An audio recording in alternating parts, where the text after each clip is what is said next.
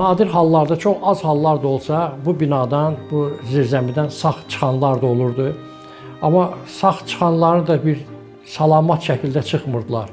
Misal üçün 38-ci, 37-38-ci illərdə Səhiyyə naziri olmuş Hüseynov Museyev 18 ay bu zirzəmidə saxlandı və onun bəraət hökmü və qərarı veriləndə özü buradan çıxa bilmirdi. Onu xərəkdə, qohumları xərəkdə maşına qədər aparmışdılar.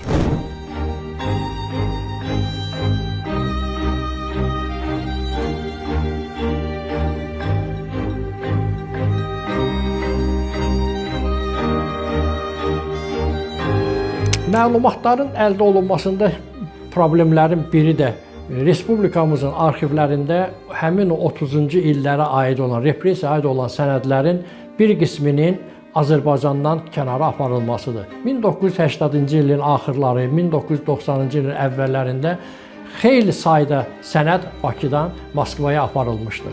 Misal üçün, ölüm hökmünün icrası ilə bağlı bizdə nümayiş olunan arayışlarda qeyd olunur ki, filan kəs haqqında ölüm hökmü filan tarixdə, filan saatda icra olundu və bu haqda filan kitabın filan səhifəsində qeyd olunub. Amma həmin o filan kitab deyilən şeylər, kitablar Azərbaycanda, Bakıda yoxdur.